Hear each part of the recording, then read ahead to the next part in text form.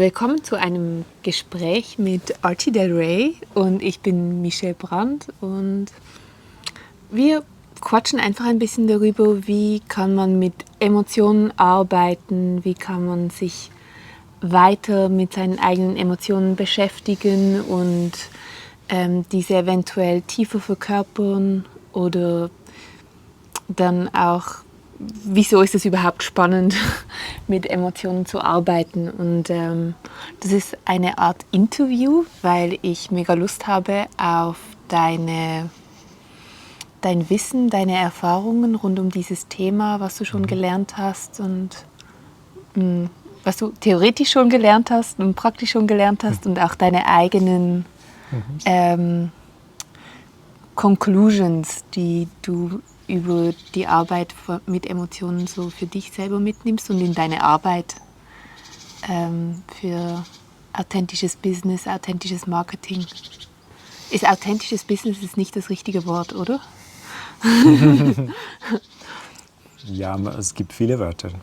Authentisches Business, verkörpertes Business, bewusstes Business. Ja, cool.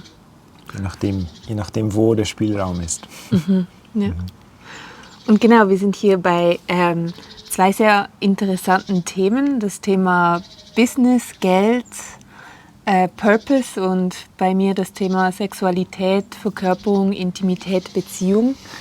Wie wir immer wieder merken, sind beide Themen eigentlich mega überschneidend oder treffen sehr oft an die gleichen Expansionsdefizite und man kann wie ähnliche Strategien oder Heilungs- oder Mechanismen nutzen, um da weiterzukommen. Genau, das war das Intro. Yeah. Bravo. Ja. Magst du ein bisschen erzählen darüber, was du von der Arbeit mit Emotionen, vom Possibility Management so mitgekriegt hast? Also Possibility Management ist definitiv ich würde sagen, von all den vielen, vielen Kontexten, die ich bis jetzt kennengelernt habe, wo es um Heilarbeit geht, ist Possibility Management wahrscheinlich der Kontext, wo am meisten so Wissen vorhanden ist, verkörpertes Wissen, so echtes, funktionierendes Wissen, so praktisches Wissen zum Thema Gefühle, Emotionen. Ich bin nicht ganz mit allem einverstanden, was dort gelehrt wird, und es ist auch nicht, also wie kein Kontext ist abschließend wahr und abschließend für alle gleichermaßen funktionierend. So. Ja, aber ich habe dort einiges mitnehmen können, klar.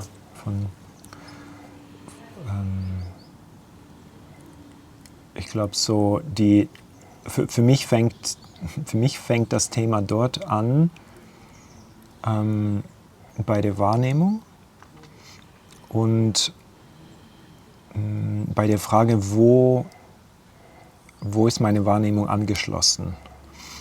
Also wo ist meine Referenz für diese Forschungsfrage? Also wenn ich als Mensch irgendwie geboren werde und aufwachse, Gefühle haben ja alle. Gefühle sind kein kulturelles Gut. Gefühle sind etwas, was zu unserer Natur, zu unserer Biologie gehört.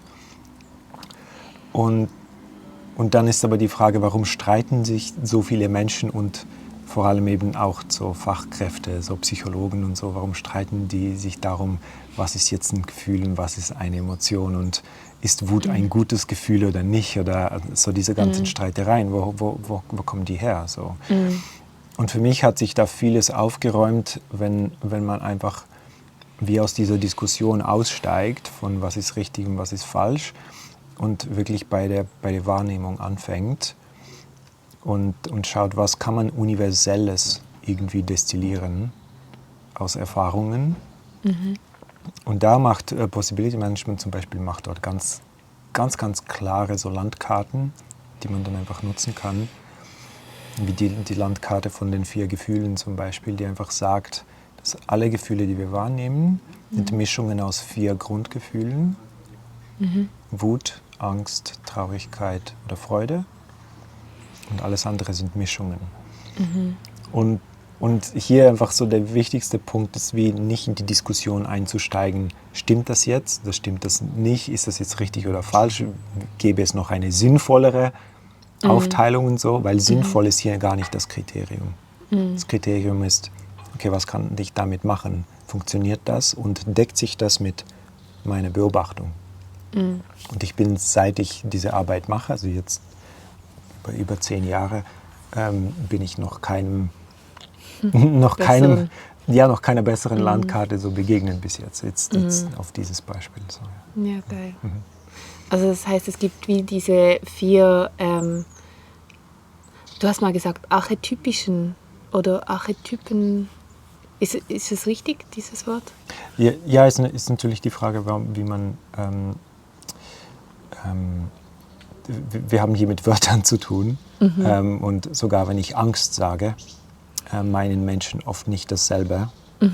Und darum benutze ich oft den Begriff archetypische Angst oder archetypische Freude oder so, wenn ich wirklich das reine Gefühl meine. Also Beispiel Angst.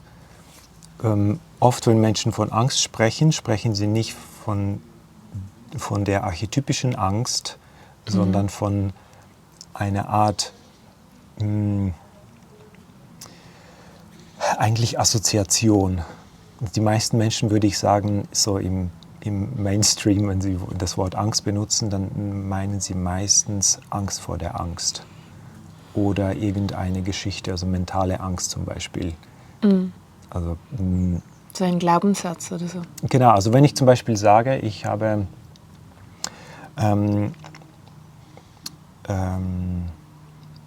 Angst, dass mein Job gekündigt wird. Meistens meinen Menschen damit gar kein Gefühl.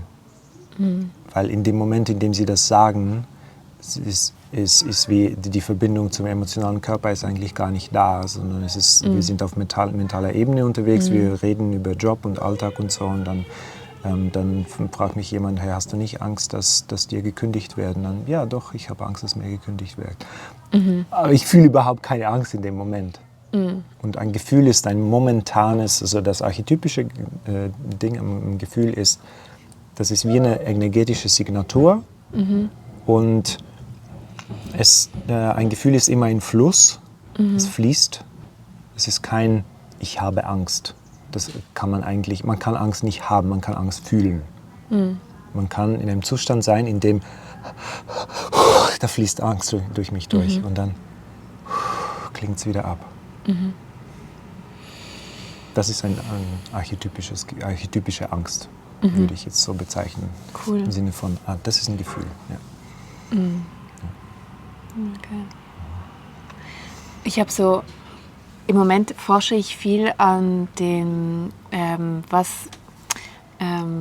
wie entspannt unser Nervensystem und wie kommen wir mehr in die Präsenz vom Moment.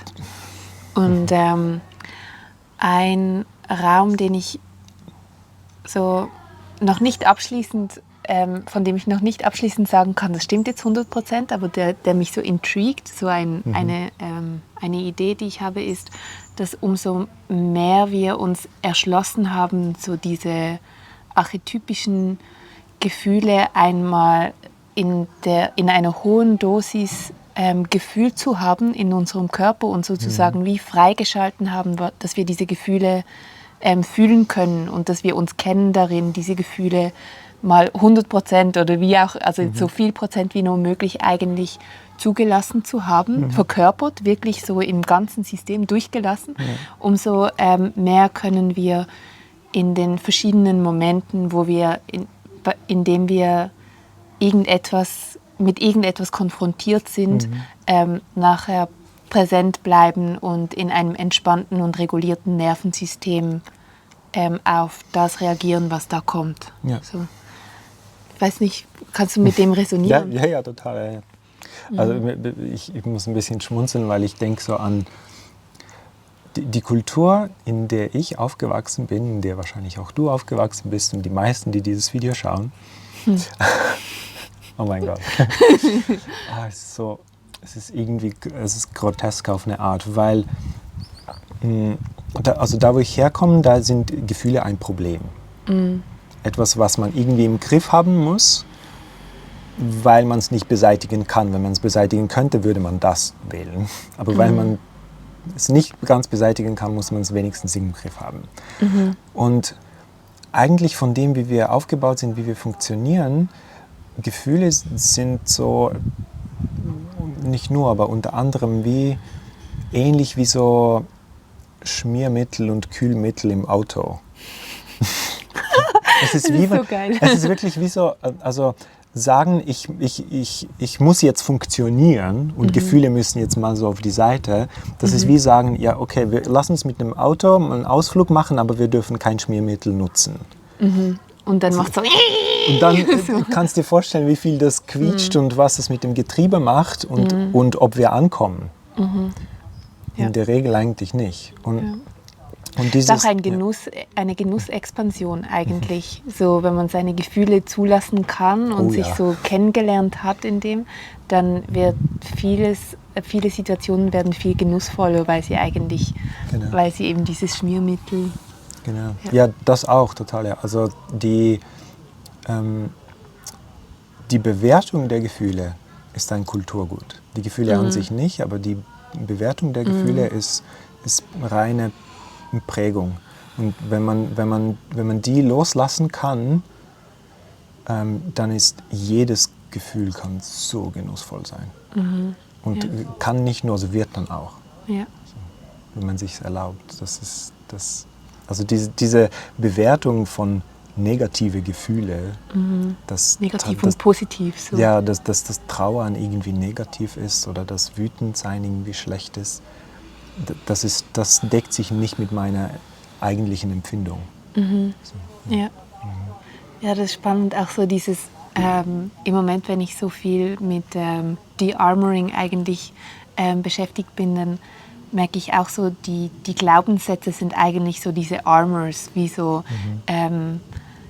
Wut ist böse oder ich darf nur auf mich wütend sein, aber nicht auf dich oder wenn ich traurig bin, dann ziehe ich den ganzen Raum runter mit der Energie und das darf ich nur in bestimmten Situationen machen oder was gibt es alles noch für Glaubenssätze, die uns irgendwie davon abhalten zu finden, ja, da ist einfach ein Gefühl und das fühlt sich jetzt gerade so an in meinem Körper und in meinem emotionalen Körper so und es hat diese Aussage. Ja. So. Ja, wenn wir diese Neutralität entwickeln können, den Gefühlen gegenüber, das ist das, was letztendlich eigentlich als Präsenz bezeichnet wird. Wir alle wollen präsent sein, wir alle wollen voneinander, dass mein Gegenüber präsent ist, aber was meinen wir damit? Und Präsenz, so wie ich das bis jetzt verstehe, ist, ich bin präsent, wenn ich meinem emotionalen Körper erlaube zu sein. Und für den emotionalen Körper heißt das, ich blockiere nichts von dem natürlichen Fluss meiner Gefühle. Das heißt, das bringt die ganze Mechanik von meinem emotionalen Körper ins Laufen und das schmiert alle Erfahrungen und es macht eigentlich das Menschsein extrem funktional. Also es funktioniert wirklich vieles viel besser. Es ist wie, wir nehmen einfach ganz viel Sand aus dem Getriebe raus. So. Also jetzt so Beispiel wie jemand kommt dir zu nahe oder überschreitet irgendeine Grenze von dir. Wenn du irgendwie blöde Assoziationen hast mit Gefühl Wut, ist das schon ein Problem. Wenn aber deine Wut einfach erlaubt ist und du präsent bist, dann ist es so, ich werde jetzt gerade so 3% wütend, weil jemand kommt mir gerade zu nah. Dann fühle ich das, dann entsteht aus diesem Empfinden im Körper, also es gibt so eine kleine Anspannung im Körper und daraus resultiert dann natürlicherweise ein Impuls, um dem Gegenüber wie deine Haut zu zeigen, in Kontakt zu gehen und zu sagen, hey, das ist jetzt gerade nicht okay für mich. Dann entsteht Kontakt, es gibt einen 2-3 Sekunden langen energetischen Austausch, es gibt eine neue Klarheit in der Beziehung, die entsteht und die Nervensysteme entspannen sich wieder. Nach 10 Sekunden ist der ganze Spaß schon vorbei und man hat sich geregelt, sozusagen. Ja, geil. Das ist so ein Beispiel, wie Wut einfach hat eine ganz bestimmte Funktion. Sie beobachtet, also jedes Gefühl hat 2 Funktionen. Ist einmal Informationsquelle und Wut beobachtet immer meine Grenzen und zeigt mir, wenn irgendwas für mich nicht stimmt. Und die zweite Funktion ist immer etwas Aktives, was man damit machen kann. Also ich kann meine Wutenergie dann nutzen, um zum Beispiel eine Grenze zu setzen, eine Klarheit zum Kommunizieren. So. Ja, genau. Geil. Und so ist es bei allen anderen Gefühlen auch. Ich habe so Lust, ein bisschen zu hören, wie im Possibility Management mit Gefühlen gearbeitet wird oder dass diese Begegnung oder dieses mehr Verkörpern von Gefühlen so stattfinden kann. Ja. Oder was Sie da für Tools haben dazu. Ja, also ich meine, es gibt viele Tools, auch nicht nur im Possibility Management. Oder was sind deine Lieblingstools? Ja, ich sag mal so, was für mich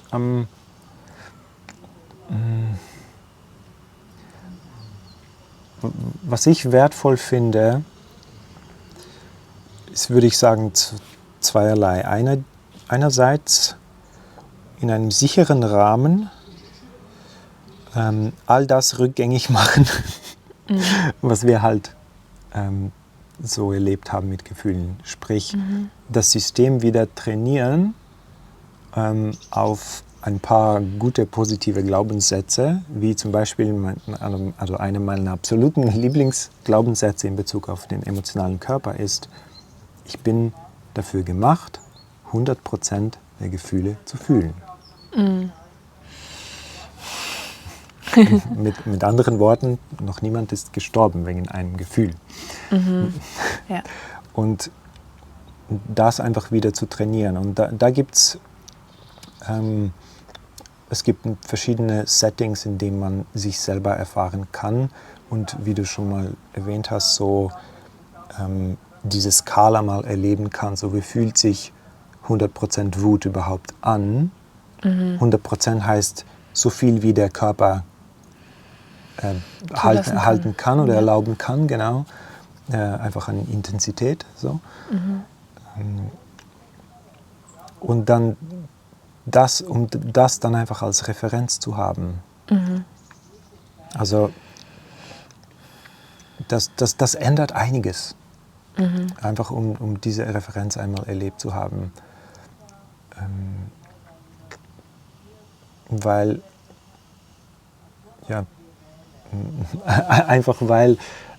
alles, was du danach erlebst im Alltag, und das wäre so meine zweite Kategorie von den Übungen, die ich als wichtig ansehe, ist so das Integrieren in den Alltag dann. Also wie kann ich das im Alltag üben? Wie kann ich im Alltag wirklich landen damit? Also mit dem, dass ich wahrnehme, was passiert, oder mit den 100% Wut? Ich meine überhaupt mit meinen Gefühlen. So. Also einmal eben im sicheren Rahmen erfahren und neue Referenzen setzen und dann, okay, wie kann ich im Alltag damit präsent sein? So. Ja. Dort ist zum Beispiel auch schon nur sowas wie die Formel von der gewaltfreien Kommunikation, die kann auch schon nützlich sein, wie viele andere Tools auch. Also sowas wie, dass ich Gefühle klar benenne als Gefühle und sie löse von der Schuld oder so? Ja, und ganz praktisch auch von von den Facts und von Bedürfnissen und Geschichten. Also so eine Volkskrankheit, die wir haben, ist einfach, dass wir können gar nicht mehr abgrenzen, was sind Gefühle. Rein schon nur, dass wir sagen, etwas fühlt sich scheiße an. Sorry, aber Scheiße ist kein Gefühl. Das ist eine Wertung. Und also, dass wir wirklich sprachlich auch lernen, gezielt unsere Aufmerksamkeit auf den emotionalen Körper zu legen. Also wenn ich jetzt sage, also eine Übung, die man machen kann, ist, in jedem Moment kannst du einmal so in dich hineinatmen und sagen, okay, zu wie viel Prozent ist gerade Freude da in meinem System? Ich spüre jetzt gerade 10% Freude. Und ich kann noch anhängen, weil und was gerade die Freude verursacht. Also ich spüre jetzt gerade 10% Freude, weil das ein Thema ist, über das ich gerne spreche und weil es gerade schön ist hier im Garten und weil ich gerne mit dir ein Gespräch habe. So. Und von den 4 Grundgefühlen sind alle immer da, einfach zu unterschiedlichen Intensitäten. Ich spüre auch jetzt gerade 2% Wut in meinem System, weil ich aufrecht sitzen will. Und wenn ich meine Wut auf 0% runterfahre, dann sitze ich nicht mehr aufrecht. Ja. Also dieses einmal entdecken, wie ist es überhaupt, 100% Wut zu fühlen, weil dann ist alles, was ich im Alltag erlebe, sind immer nur Bruchteile davon. Das heißt, man fühlt sich viel wohler, weil im Alltag läuft keiner mit 100% Wut herum. Gibt es nicht. Also in Europa würde ich sagen, so das Größte, was du an Wut erlebst, ist, würde ich sagen, bei vielleicht 60% oder so, wenn einer wirklich krass ausrastet. Ja. Keine 100. Und das macht vieles machbar plötzlich. Ja. Vor allem, wenn man so einen, ich darf vielleicht 5%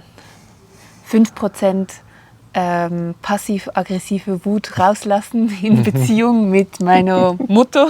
Ja, genau. Und dann kommt aber etwas, das so 10 oder 15% Wut drin ist, dann bin ich schon blockiert. Ja. So. Ja, genau. Und ja, das macht mega Sinn, sich da so in diese 100%.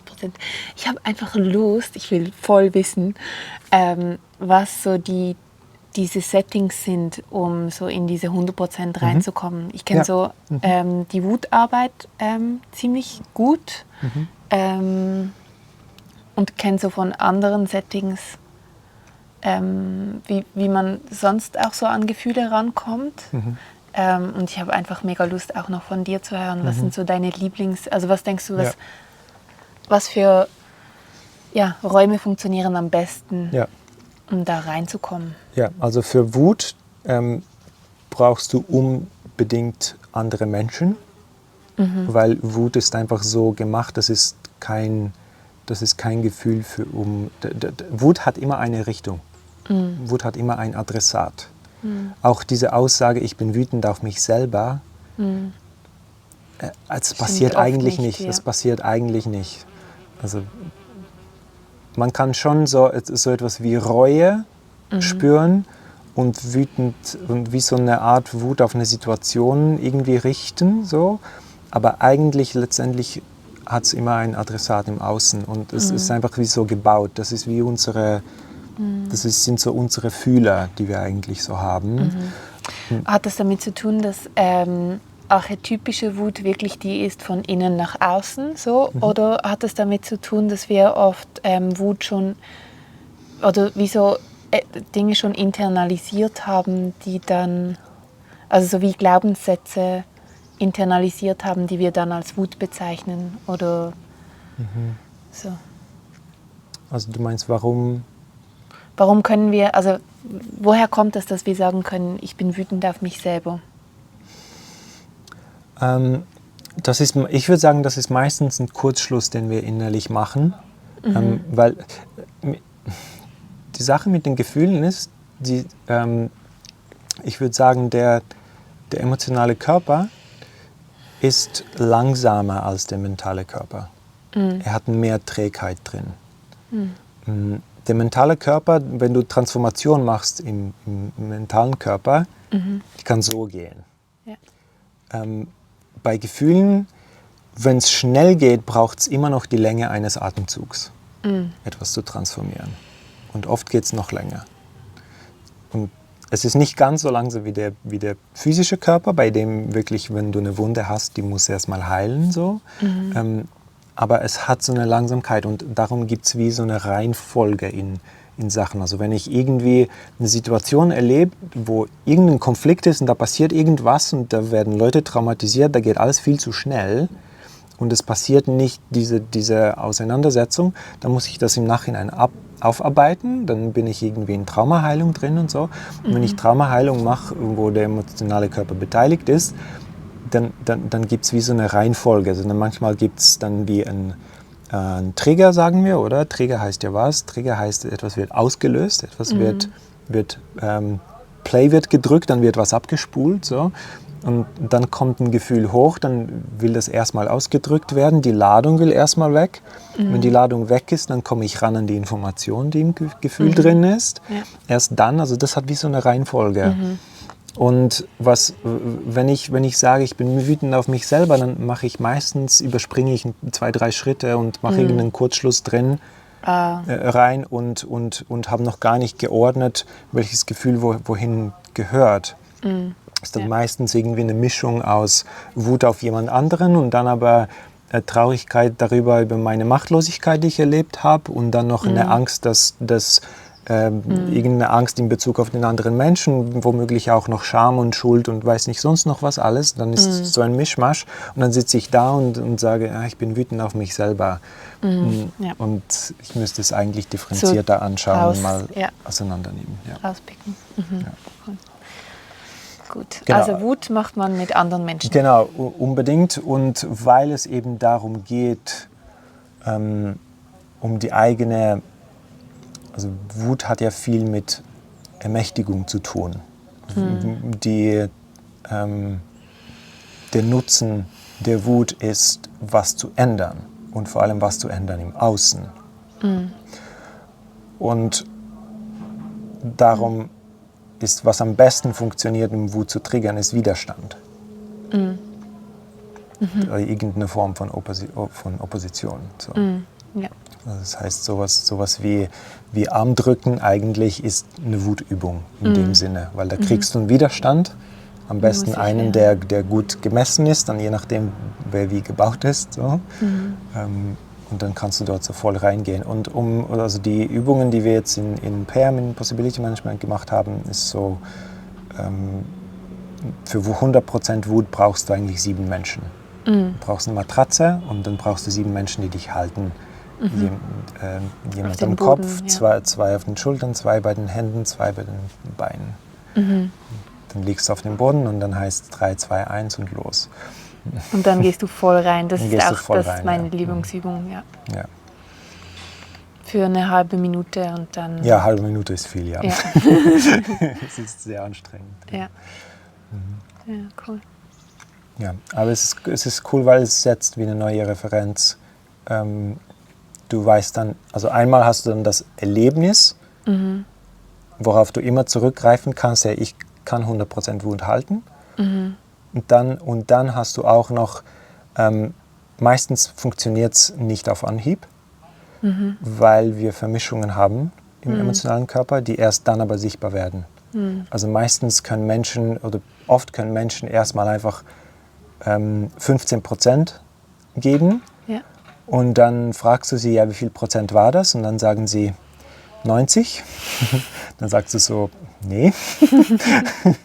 Dann shiftet schon mal was. So. Merken sie, ich habe viel mehr Power, als ich dachte zum Beispiel. Also es ist so eine mögliche Story. Ja. Oder es kann sein, dass du auf 50 gehen kannst, aber dann voll traurig wirst. Und dann heißt es, hey, du wolltest doch jetzt Wut spüren. Und dann kannst du einfach nicht. Du bist einfach nur noch am Heulen. Und da kommen dann verschiedene Verklebungen und Assoziationen hoch, oft dann eben auch mit Glaubenssätzen verbunden, wie eine Machtlosigkeit zum Beispiel, die mit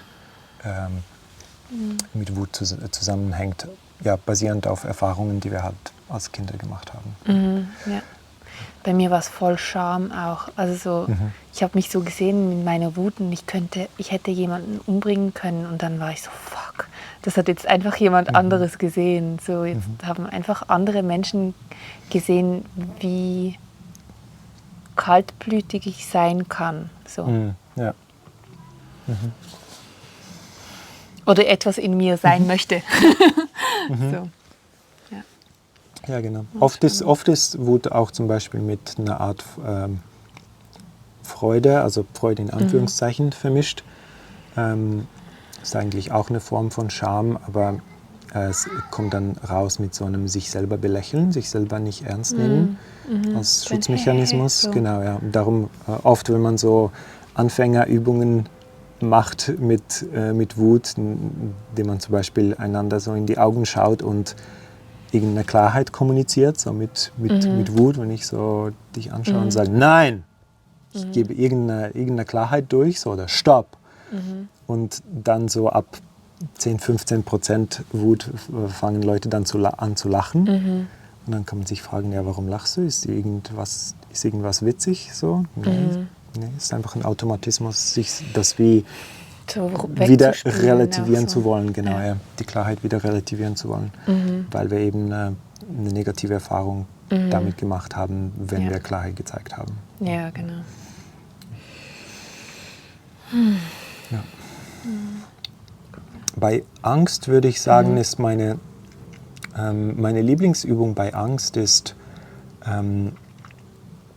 wenn du, also auf jeden Fall auch gut andere Menschen dabei zu haben, einfach für ein Gefühl von Sicherheit, auch fürs Nervensystem. So. Aber der andere Mensch muss eigentlich nichts machen, der kann einfach präsent sein. So. Und du liegst auch einfach auf dem Boden und Angst kann man gut triggern durch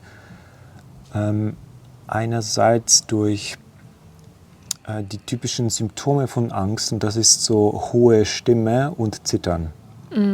Das ist das, was der Körper normalerweise macht, um Angst zu kanalisieren. So, es ist so dieses Flattern und so eher Klingen in.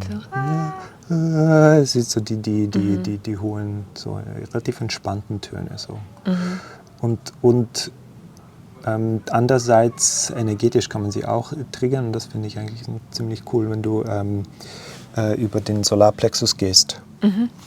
Also man kann so, in PM haben wir so goldene Kugeln gemacht.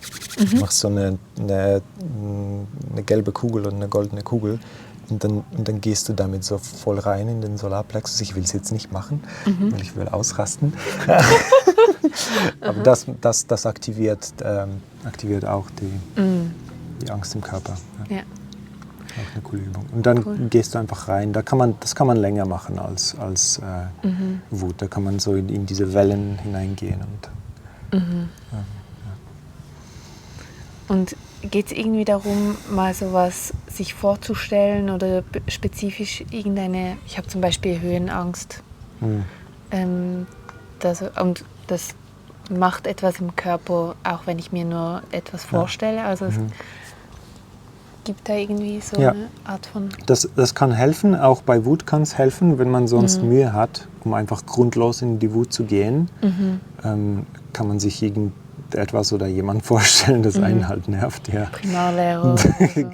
Genau, ja. Also das kann man so schon als Stütze nutzen. Das Ziel würde ich würde es nur machen, wenn notwendig. So am Anfang. Ja, wenn das hilft, wenn es sonst nicht geht. So. Ja. Cool. Weil eigentlich braucht es der Körper nicht. So, der Körper weiß eigentlich, wie die Signatur ist von einem Gefühl und kann dann eigentlich rein. Also das, ja. Und manchmal ist es dann halt zugeschüttet. Ja. Ja,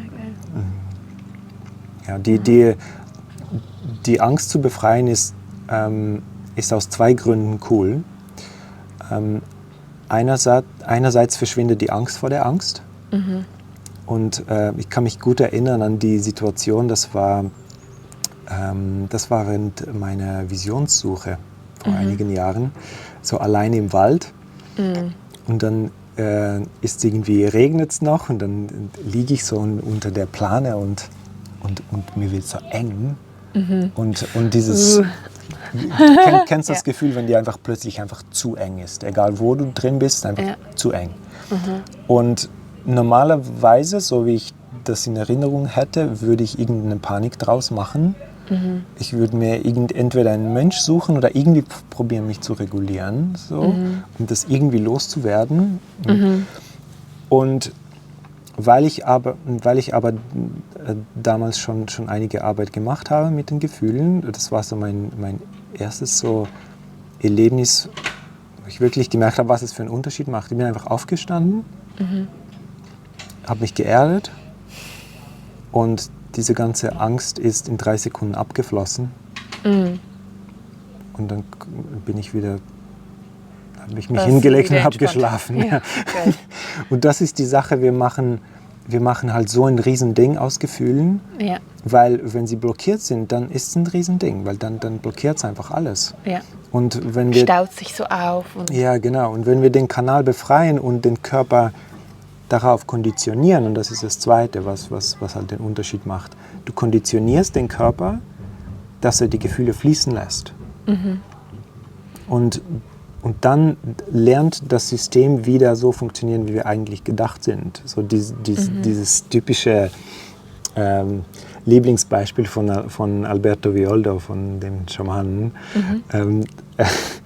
Er sagt so, stell dir vor, Savanne, und eine Gazelle, die so irgendwie so rumläuft und so ganz entspannt. Und dann kommt ein Jaguar oder was weiß ich, irgendwie eine Katze. Und dann gibt es eine Verfolgungsjagd über weiß nicht wie viele Minuten und dann entkommt sie. Also sie schafft es so. Was macht die Gazelle dann? Ja, Sie macht einmal durchschütteln und dann grasen. Mit 100% entspanntem Nervensystem, als wäre nichts gewesen. Ja. Wirklich so 3 Sekunden später. Was machen wir Menschen? Wir sind den ganzen Tag weiter noch gestresst, weil wir das im Fernsehen gesehen haben. Ja. Und das ist genau das, ist den Körper wirklich darauf trainieren. Die Angst finde ich auch ganz spannend, ist so wie ein, wenn wir sie zur Verfügung haben, dann wird unser Alert, also so unser Fokus viel mehr zugänglich, oder? So dieses, aha, ja, ich verstehe, ich spüre jetzt plötzlich einfach, was mir alles wichtig ist an einer Situation, um sie dann wie so besser, um mich darin besser zu navigieren, dass alles klappen kann, dass ich gerade wahrnehmen kann in einer Situation, wo ich mehr Fokus brauche. Ja. Genau, ja. Wir machen, in der Regel machen wir einen Kurzschluss, Kategorie A oder B. Kurzschluss Kategorie A mit Angst ist, das macht mir Angst, da sollte ich nicht hin. Also wir machen so wir interpretieren Angst als ein Zeichen dafür, dass etwas nicht für uns gedacht ist oder nicht für uns gut ist. So. Ja. Und dann die Variante B ist das Gegenteil davon. Das sind so die Business Executives und die Sportjunkies, die dann sagen, das macht mir Angst, das ist gut für mich. Let's do this. Genau, ja. Und eigentlich, was die Angst fühlt sich ziemlich missverstanden, würde ich sagen, weil was die Angst eigentlich sagen will, ist, Achtung, hier ist gerade etwas, was wichtig ist für dich. Das ist die eigentliche Aussage der Angst. Also das heißt, wenn ich am Abgrund stehe oder irgendwie auf einem mehrstöckigen Gebäude und ich schaue runter und es macht mir Angst, das ist nicht der Körper, der sagt, spring nicht runter. Der Körper hat keine Wertung darüber, wie lange du noch lebst und das ist ein völliger Bullshit. Die eigentliche Message ist, Achtung, da sind Konsequenzen im Raum, da ist etwas von Wichtigkeit, da ist etwas, was du nicht einfach so hinnehmen solltest. Macht Adrenalin Sinn, wenn ich beim Autofahren bin und irgendjemand macht etwas Ungewöhnliches im Verkehr, dann werde ich Ich werde wach. Ja, genau. Ja, das ist die Funktion der Angst. Ja, geil.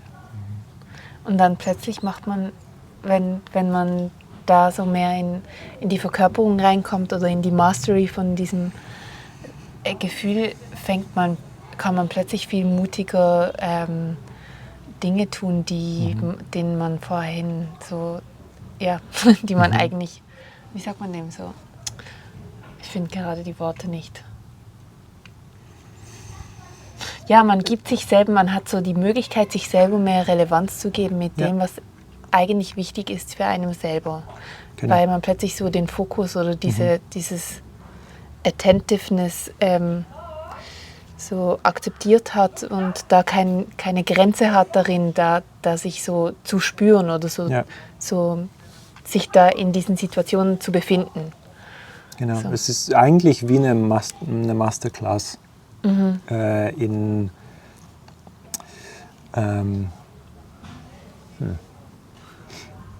die Metapher, die mir kommt, lustigerweise, ist eigentlich der Arbeitsspeicher, den du erweiterst. Weil das Transformationspotenzial für einen Moment oder für eine Situation wird größer. Ja. Geil. Weil du bist dann viel präsenter in all den Momenten, in denen irgendetwas Wichtiges passiert, Ja. weil du nicht mehr blockiert bist und irgendwelche Assoziationen hast mit, oh, das macht mir Angst, das ist nicht gut. Ja, genau. Also auch so Sachen Geil. wie auf der Bühne sein. Ja, genau. Also Nervosität zum Beispiel ist eine Mischung aus Angst und Freude. Und das sind beides Gefühle, die man braucht auf der Bühne. Du brauchst Freude, weil du andere Menschen begeistern willst. Und du brauchst Angst, weil du einen lebendigen Raum willst. Du willst einen Raum, der Signifikanz hat, wo was passiert. Ja. Also Clinton sagt auch, wie sagt er, wenn du keine Angst fühlst, dann ist der Raum tot. Ja. So, ja. Geil. Okay, haben wir noch 2 Gefühle. Oder? Ja. Freude und Trauer. Ja, die finde ich ein bisschen schwieriger als die anderen 2. Und da ist auch, glaube ich, also bei den anderen 2 ist auch wirklich viel mehr Potenzial auch. Bei der Trauer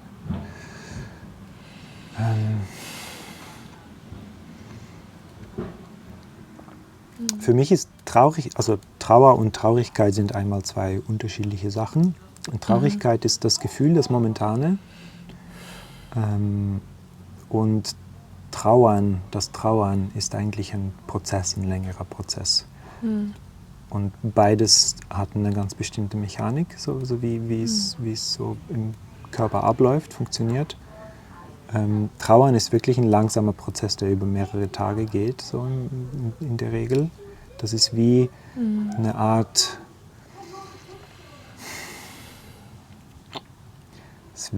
Entgiften, wie eine Art in etwas so hineinentspannen. Ja, jemand hat es mir erst gerade mal so definiert im Sinn von alles, das Trauern ist so wie etwas loszulassen, an dem ich mich festgehalten habe, das sich irgendwann in der Zukunft erfüllen soll. Und ich komme jetzt in den Moment vom Jetzt, wo ich sage, jetzt ist es nicht da und ich lasse los, dass es erstens jetzt nicht da ist und eventuell auch nicht stattfinden wird. Ja, es ist ein Ablösungsprozess von einem inneren, von einem inneren Anteil wahrscheinlich. Ja, sowas.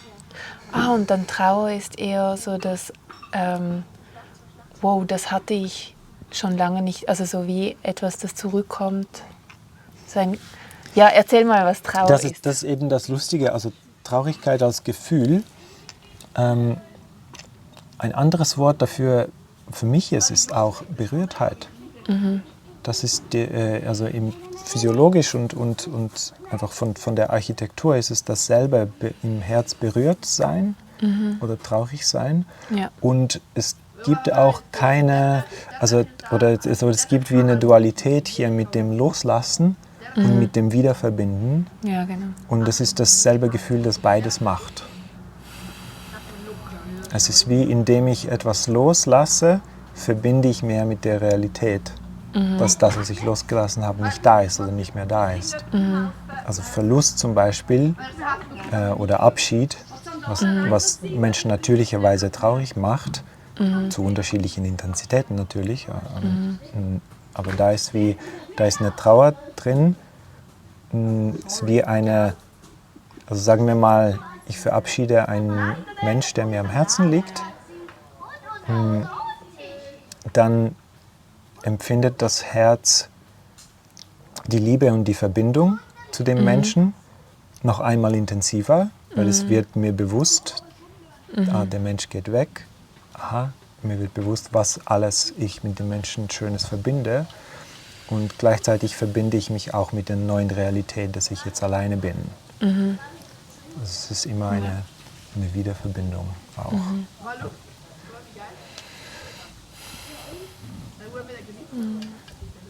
Gibt es da so Tools, die du kennst, die so dieses volle Verkörpern von Trauer erschließen? Ich finde es, aus so einem künstlichen Kontext bin ich bis jetzt nicht begegnet, der wirklich universal funktioniert. So. Ja. Was ich allgemein sehr empfehlen kann, sind die Sachen von Stephen Jenkinson, wenn man Englisch kann. Weil das ist einfach der Mensch, der sich also noch keiner, der mir begegnet ist, hat sich so viel mit dem Trauern auseinandergesetzt. Und er verkörpert auch diese Schwingung sehr. Was es auch gibt, es gibt Menschen, die so Trauerrituale machen. Mit Wasser auch, und das sind so ganz spezielle Kontexte, da kenne ich mich jetzt zu wenig aus, um das genau zu sagen. Was mir geholfen hat, ist einmal diesen Muskel zu üben, indem ich mich wieder dafür öffne, weil es gibt die Konditionierung, die meisten von uns haben, ist, wenn das kommt, weil es peinlich ist, weil du musst nicht weinen, es ist so diese ganze Konditionierung von, dass das nicht erwünscht ist, das umzukehren und in dem Moment, in dem ich berührt bin, so richtig reinzugehen und das so voll auskosten und am besten auch noch, wenn möglich, wenn ein anderer Mensch da ist, auch mit Blickkontakt. Das ist die nächste Stufe noch. Also für mich war es erstmal überhaupt erlauben, dass ich überhaupt weinen darf, dass ich überhaupt berührt sein darf. Und dann war auch noch ein großer Shift, war auch noch, als ich das erleben durfte und Augenkontakt halten konnte. Und so dieses Abbauen von dieser Scham, von ich will nicht gesehen werden, wenn ich weine. Ja, genau. Ja. Diese zwei Konditionierungen sind, glaube ich, ja, da kann man schon angehen mit irgendwie, sei es mit einem Therapeuten oder einfach im Alltag. Oder ich glaube, jeder Mensch hat etwas, was einen so wirklich berührt und womit man das auch ein bisschen üben kann. Also bei mir ist es definitiv Musik oder gute Filme, wo es berührende Situationen gibt oder so. Also, ja. Einfach so da das zu triggern und dann so das wirklich so noch mehr. Denn beim Easter gibt es ja das Wailing. Ja, genau. Also Emotional Expression Tool. Das ist so diese, eigentlich so den Sound zuzulassen von dem so und alles so also so aufzumachen, damit es wirklich rauskommt und auch das Herz aufzumachen, währenddem man dann so in diesem Wailing drin ist. Genau, das ist die Hingabe ans Berührtsein. Das ist ja eigentlich eine Herzöffnung, das finde ich auch so schön. Dieses eigentlich so die Trauer, die das Herz öffnet oder das Berührtsein, auch wenn da etwas schmerzt, ist dann doch etwas aufgegangen, so diese Hard Crack eigentlich. Ja, genau. Ja, ich bin mega gespannt. Ich würde auch noch mehr gerne darüber forschen, wie Trauer noch mehr... Ja, also ich meine, eine meiner Lieblingsforschungen ist der Tod und das ist eigentlich auch das Trauern auf eine Art. Und was ich oft höre in so Kontexten, wo es darum geht, mehr in seine Kraft zu kommen und in seinen Purpose zu kommen, dass man den Tod integrieren darf und dieses nicht festhalten oder nicht attached zu sein von dem, wie man etwas gerne haben möchte, sondern wirklich in diese Realität hineinzukommen und übers Trauern und über das Annehmen vom Tod oder von diesem Archetyp von die Welt ist nicht so, wie du das gerne hättest. So, so mehr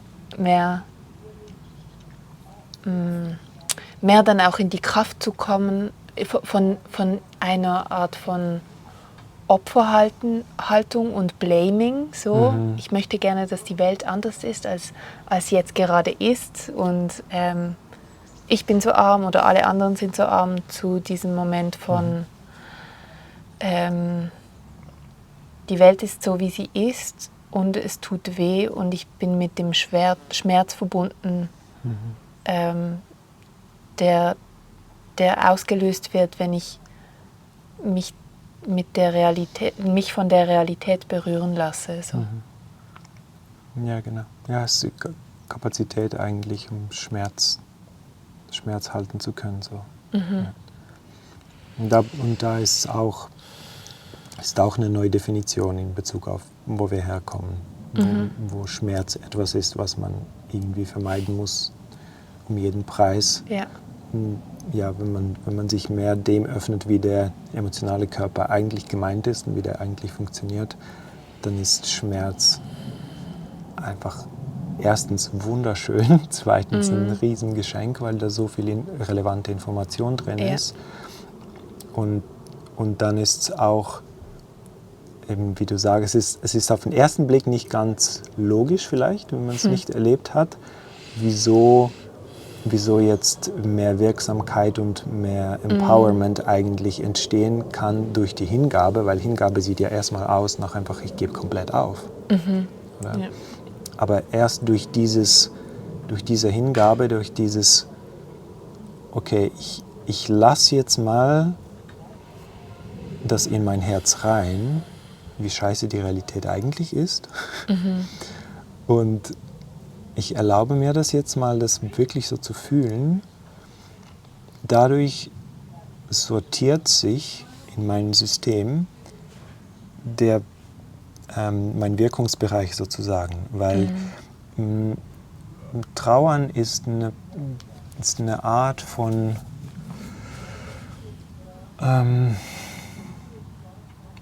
jetzt fehlt mir gerade das Wort. Es ist eine Art von Zelebrieren meiner Machtlosigkeit. Und wenn ich mir erlaube, das vollständig zu machen, also allem, was ich begegne, erlaube ich mir einfach darüber zu trauen, was gerade nicht stimmt. Im Bildungswesen werden Kinder missbraucht zu Tausendsten und Millionen, während wir hier reden. Okay, das macht mich traurig. In der Politik, wo auch immer, also begegne ich dem immer. Und dann gibt es wie eine Art Loslassen, weil es tut mir weh, aber es gibt darin keinen Impuls, was zu ändern, weil ich bin jetzt nicht hier auf die Welt gekommen.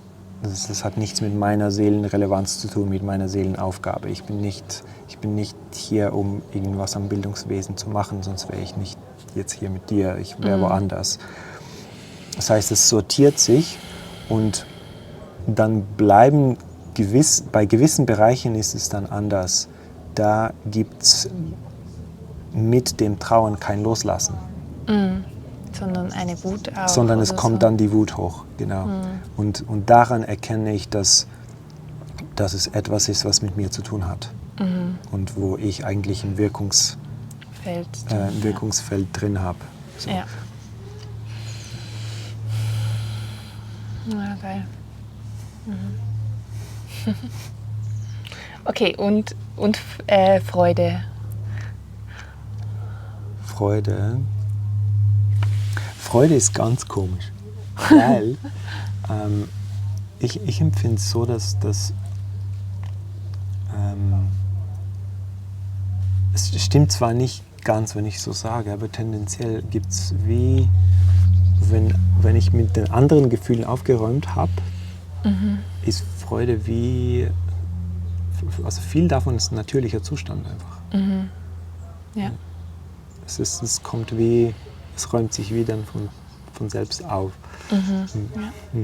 Und das mit dem Aufräumen, das würde ich gerne noch differenzieren. Oder es gibt ja wie so, es gibt wie Gefühle und Emotionen. Oder so würde ich jetzt das mit dem Aufräumen gerade angehen. So dieses, ich kann im Moment mit der Realität verbunden sein, vom Jetzt. Und da gibt es keine Projektionen und keine Trigger, sondern einfach, da ist eine Grenzüberschreitung und ich agiere oder check das aus oder da macht mich etwas traurig oder ich spüre Angst. Oder dann gibt es wie so unsere Emotionen, die immer noch festgehalten sind, die eigentlich gespeichert sind in unserem Körper als unverdaute Gefühle von früher, die wir nicht auslösen konnten. Und die sind ja eigentlich die von denen ich jetzt hier zum Beispiel sitzen könnte oder vielleicht, also ein Anteil von mir macht das auch, der so einfach allen Menschen mal misstraut. So. Und der jetzt, der ist mega alt und der schaut dich an und denkt so, du bist nicht vertrauenswürdig. Natürlich habe ich, keine Ahnung, Angst und Wut gleichzeitig in meinem System drin. Und der hat nichts mit der Realität vom Jetzt zu tun, sondern damit, dass ich früher Erfahrungen gemacht habe, die in dem Moment, in dem ich das erfahren habe, voll relevant waren, aber ich konnte sie nicht fertig entweder ausdrücken, in Kontakt bringen oder im Nachhinein, wenn etwas passiert ist, wie die Antilope fertig verdauen oder abschütteln. Und diese Emotionen halten uns voll davon ab, im Jetzt klar zu sehen, wer bin ich, wer bist du, was passiert eigentlich wirklich, sondern werden einfach getriggert davon, jetzt ist wieder ein Mensch, jetzt bin ich wieder misstrauisch. So. Ja, genau. Ja, es gibt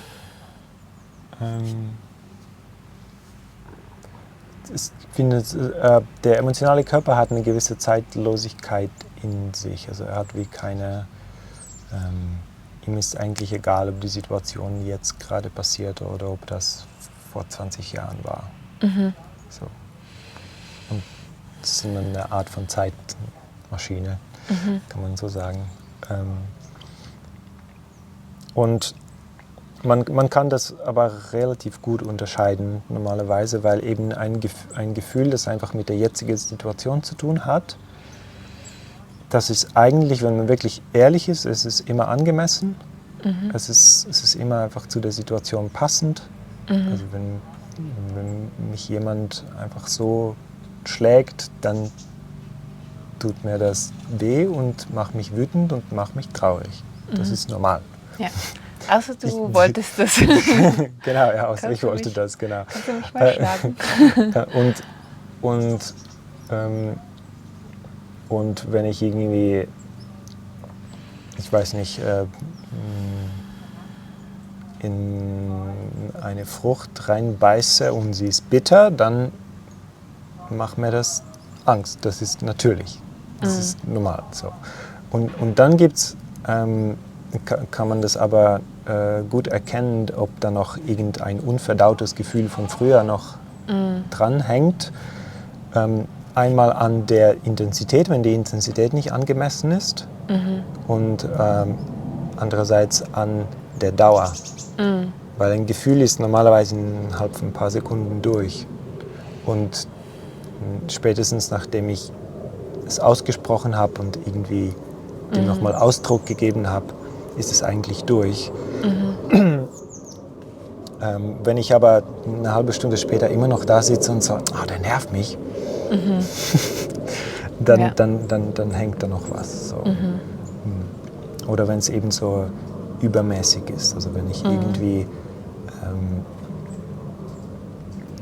keine Ahnung, wenn das ist so in Beziehungssituationen werden ganz viele von diesen Themen angetriggert und das ist so, ich weiß nicht, wir haben irgendwie abgemacht, wir treffen uns um 7 und du bist 10 Minuten, genau, bist irgendwie 10 Minuten zu spät und ich fühle mich voll angegriffen und ich finde es voll nicht fair und ich bin so, ich raste einfach aus und so, okay, wenn ich das ganz so aus Distanz betrachte, während einer 10-minütigen Verspätung ist es nicht angemessen, die Menge an Wut und Verletztheiten so zu fühlen. Also ist da ziemlich sicher noch ein anderes Thema dran. So. Ja, genau. So ich glaube, das ist eine gute Referenz, kann man das abschätzen. Wir unterschätzen aber oft auch. Also das ist auch gut, da irgendwie eine Zweitmeinung sich auch noch einzuholen, wenn man nicht so sicher ist. Ja. Weil wir einfach extrem identifiziert sein können mit den Gefühlen. So. Ja. Und uns entweder mega entitled fühlen, so was geht mit dir, dass du zu spät kommst, oder so, darf ich das überhaupt fühlen? Das muss alles voll in Ordnung sein. Natürlich müssen alle irgendwie zu dieser Zeit kommen dürfen, wie sie das für sie richtig halten und was ist jetzt das für eine Wut, das darf ich nicht spüren. So. Ja. Also so wie entweder mega entitled, so was geht mit dir, oder ich darf das gar nicht spüren. So. Ja, genau. Ja. Also Lach-Yoga gibt es natürlich auch. Ja. Stimmt, diese Freude. Freude ist so für mich gesehen so eine Resonanz mit Lebenskraft. Genau, das ist und eben eigentlich, also auch als Kinder haben wir das ja ganz natürlich und das wird meistens bei uns jetzt verbaut. Freude hat immerhin noch so irgendwie so eine Freikarte gekriegt auf dieser ganzen Liste von welche Emotionen so grundsätzlich mal schlecht sind. Das ist schon mal gut, das ist schon mal was, so im Vergleich zu den anderen, über die wir gesprochen haben. Aber verbaut wird sie uns meistens, wenn wir wie beim Ausdruck uns irgendwie klein machen müssen. So. Und irgendwie das als Kind so, ja, wenn das nicht gut geheißen wird, weil es irgendwie dann übertrieben ist oder keinen Sinn macht oder so. Es ist auch spannend, also mir kommen jetzt ein paar Dinge in den Sinn von, wie könnte Freude so gearmert sein, also wo könnten wir uns abgeschnitten haben von den Gefühlen. Und zum Beispiel ist oft bei Aufstellungsarbeiten, wo wie in unserem Familiensystem irgendjemand entweder frühzeitig oder unverdaut gestorben ist oder wir einen Zwilling hatten im Bauch und dieser gestorben ist oder sonst auch Kinder, die irgendwie gestorben sind, die nicht, wo irgendetwas, wo wie Trauer eigentlich nicht fertig verdaut wurde oder so. Kann es sein, dass wir dann als Wesen wie eine Art Schuld aufladen auf unser eigenes System von ich darf mein Leben nicht leben, weil da also im System, in der Aufstellungsarbeit sagt man dann, um das Leben des anderen zu ehren oder so. Das ist wie eine Art emotionale Loyalität. Ja, so, genau, so wie ich darf mein Leben nicht genießen, weil jemand anderes, um so wie das zu ehren, dass jemand anderes das auch nicht konnte oder so. Genau, ja. Und das kenne ich habe ich schon oft gesehen, dass dann Schau, da dass du was... noch im Bild bleibst. Oh ja, dass dann... Hau nicht ab. ja, dass dann das ganz abgeschnitten ist und so Zombie-Menschen, also wenn wir so in unserer Erfahrung mega als Zombie rumlaufen, kann das sein, dass so etwas stattfindet. Oder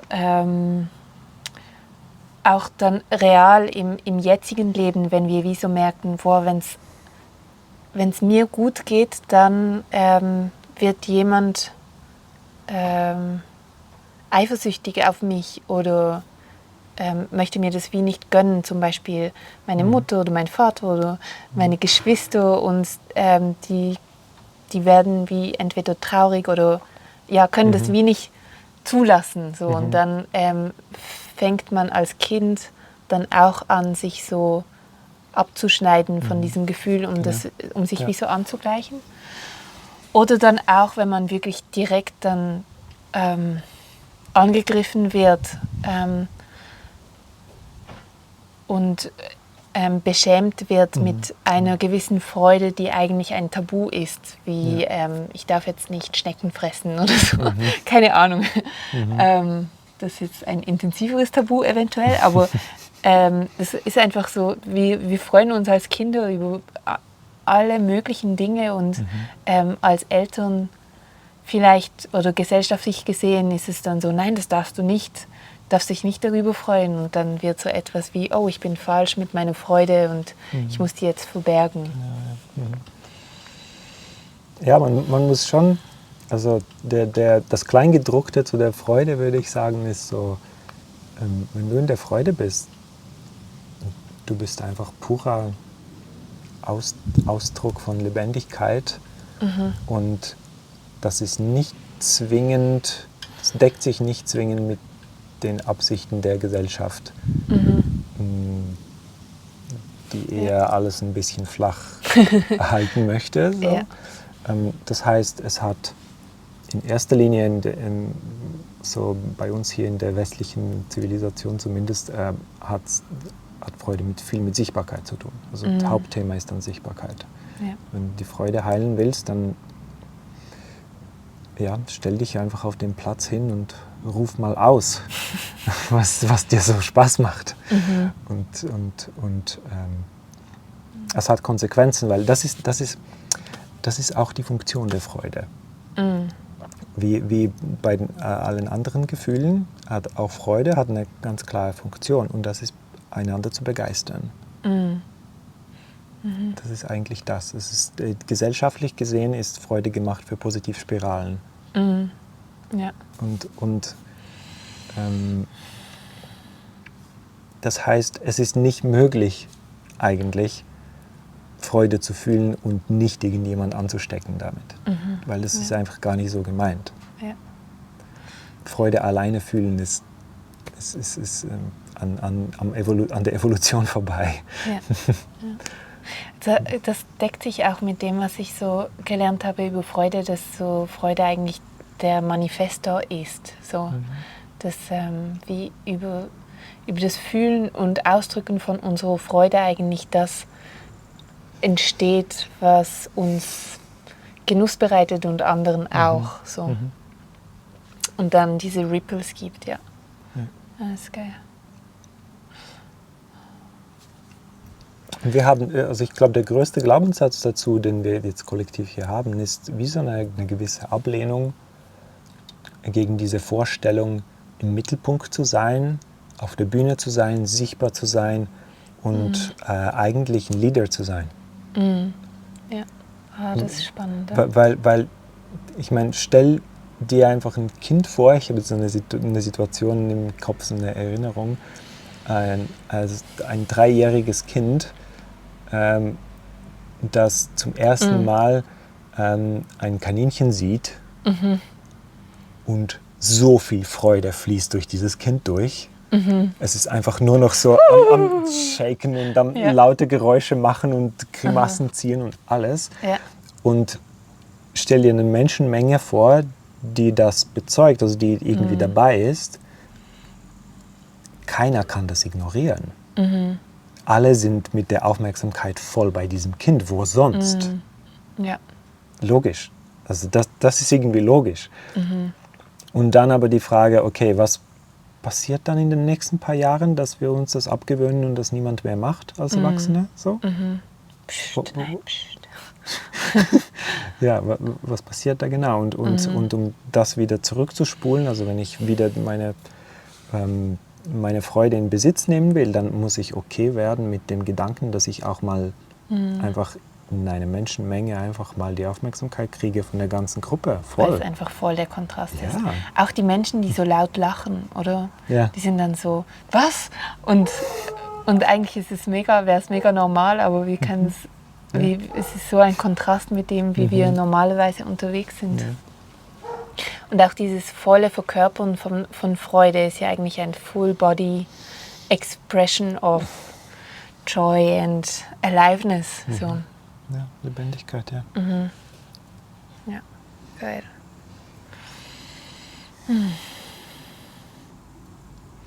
Ja. Cool. Ich glaube, das wäre es mal so. Oder? Ja. Jetzt ist es schon sehr spät.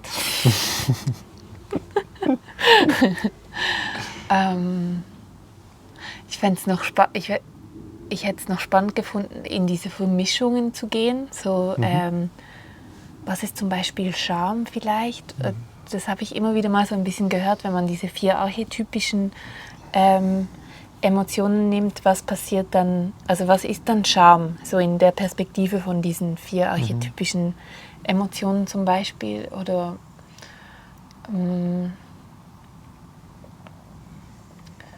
ja, das wäre es eigentlich schon. Das wäre eigentlich noch meine... Ja, lass uns das Ja. doch noch anschauen.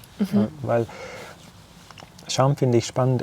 Scham ist für mich ist kein Gefühl eigentlich. Weil eben ein Gefühl ist so eine Welle und ich kann das ähnlich anschauen wie ein elektrisches Signal, das durch eine Leitung fließt und mein Körper ist wie die Leitung, wo was durchgehen kann. Und Scham geht nicht wirklich durch. Scham bleibt ja voll stecken. So. Und darum, also für mich ist es kein Gefühl eigentlich, sondern es ist ein biologischer Mechanismus, also ein hormoneller Vorgang irgendwie. Oder ein Zustand eigentlich mehr. Und da gehören so verschiedene Sachen dazu. Und das Wichtigste da drin ist, glaube ich, eine Form von Dissoziation, die immer dabei ist. Ja, stimmt. Ja. Also Scham ist immer irgendwie ein Moment, in dem Kontakt gerade nicht möglich ist. Und darum meine Realität, die ich erlebe, wie nicht geteilt wird mit jemand. Und ich darum einen Anteil in mir, für den diese Realität aber wahr ist, die abspalten muss und innerlich wegdrücken muss, aus dem verzweifelten Versuch, wieder in Kontakt zu gehen. So. Also es ist wie also es gibt dann innerlich eine Bewertung für einen Anteil in mir und für dessen Wahrnehmung. Die wird dann sozusagen dafür beschuldigt, dass sie den Kontakt verunmöglicht, weil der andere Mensch mich irgendwie gerade da drin nicht sehen kann, und dann gibt's ein Wegdrücken. Und dementsprechend ist auch das Heilen von Scham eigentlich einfach das Umgekehrte. Wenn ich etwas ansprechen kann, ausdrücken kann und damit gesehen werden kann, ohne negative Konsequenzen, dann wird dieser Anteil wieder integriert. Dann kriegt er die Erlaubnis, wieder da zu sein. So. Und das hat dann eher so mit Emotionen, mit anderen Emotionen zu tun, je nachdem mit Angst. Genau, andere Emotionen können da drin vorkommen, je nachdem wie das Erlebnis genau war. Kann sein, dass da noch irgendwie Wut noch mit dabei drin steckt oder Angst oder auch Traurigkeit oder was. Ja. Es macht voll Freude. Es ist so die Perspektive der Gefühle. Was sind Gefühle wirklich? Ist wie so eine Art Erlebnis, also so Erfahrungsraum, der noch mega weit weg ist davon, wie ich zum Beispiel mein Leben lebe oder wie ich das Gefühl habe, wie wir so, how we agreed upon, so unsere Interaktion oder der Art, wie wir, keine Ahnung, irgendetwas angehen, ist mega selten in der Perspektive von ich fühle jetzt alles, sondern oft irgendwie von diesen nicht wirklich Gefühlen oder nicht wirklich Emotionen. Oder stockenden Emotionen, so Zombie. Ja, Das mag ich. Was eine sehr, sehr tolle Übung ist und was auch die hauptsächliche Nahrung ist vom emotionalen Körper, ist eben wirklich einfach Gefühle ansprechen, ausdrücken, so wie sie wirklich gemeint sind. Also wie ich sage immer, Liebe hat eine Präzision. Liebe mag es genau. Und das heißt, wie wenn ich irgendwas fühle, dass ich das ausdrücke und zwar nicht mehr und nicht weniger als das, was es gerade ist. So. Ja. Und ich kenne das nach 15 Jahren Emotionalarbeit immer noch, dass ich irgendwie was fühle und dann drücke ich was anderes aus als das, was ich fühle. Weil irgendwie eine Stimme in mir sagt, das ist zu viel, mach es ein bisschen kleiner, dann kommt es besser an oder verändere es so, dass es in den Kontext passt, dann wird es immerhin gehört.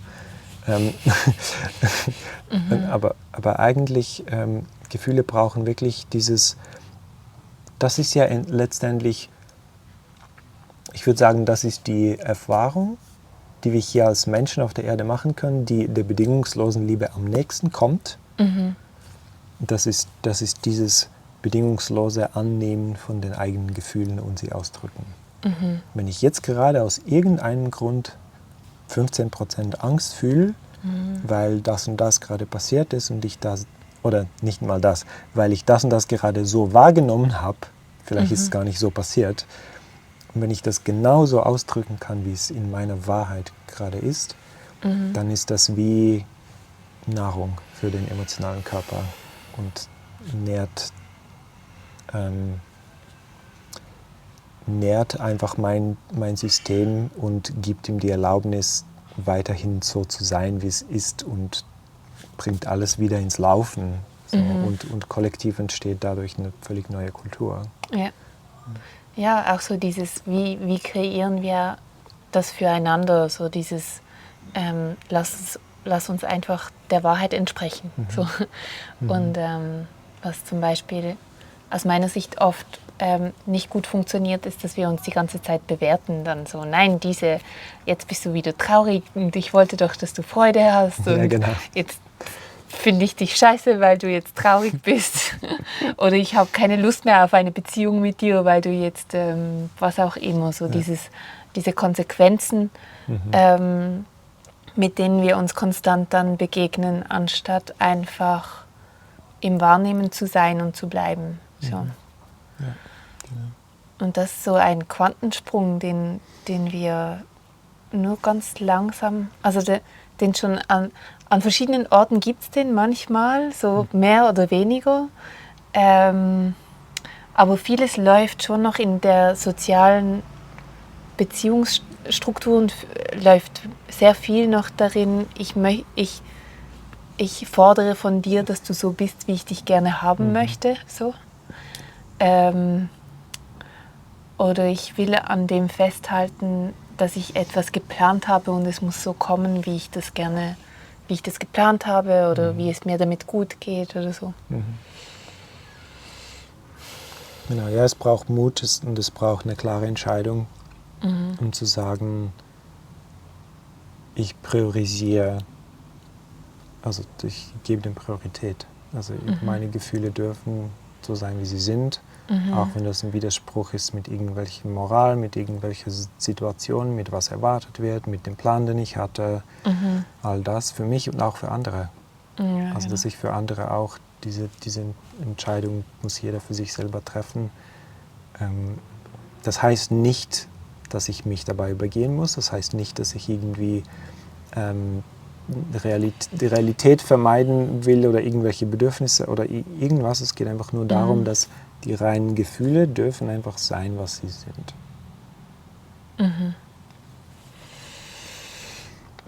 Und vielleicht passt es mir nicht in den Kram und vielleicht habe ich da irgendwie was anderes geplant und es nervt mich, dass es jetzt so ist. Und vielleicht habe ich noch andere Bedürfnisse, die da irgendwie in Kollision sind. Das darf alles auch sein. Und gleichzeitig wirklich einfach diese Bedingungslosigkeit einander begegnen, das ist... Hat irgendwie damit zu tun, wie wir das dann formulieren. So, wenn wir das wie so formulieren im Sinn von, du bist jetzt schlecht, weil du nicht meinen Beziehungsbedürfnissen entsprichst, ist es eine andere Art von wie so gemeinsamer Kultur als, das macht mich jetzt traurig oder wütend oder ängstlich, dass da jetzt etwas anderes passiert als das, was ich gedacht, also auf das ich mich gestützt habe. So. Ja. Genau, ja, die Formulierung hat natürlich also ich sag mal so, wenn ich jemandem begegne, der so diese, wie sagt man, Emotional Literacy, wie wäre das auf Deutsch? Jemand, der das Wissen integriert hat und weiß, wie der emotionale Körper passiert, bei dem kann ich mich auch voll irgendwie rauslassen und der weiß schon, wie ich es meine. Ja, das stimmt So. auch. Ja. Also wir können jetzt in der Kultur, in der wir das praktizieren, können wir einander auch noch mehr zumuten. So. Wenn ich ein Gegenüber habe, das überhaupt nicht integriert hat, da spielt meine Wortwahl eine riesige Rolle. Also da ist das kann Folgen haben von Krieg oder Frieden. Und natürlich ist es so, dass wenn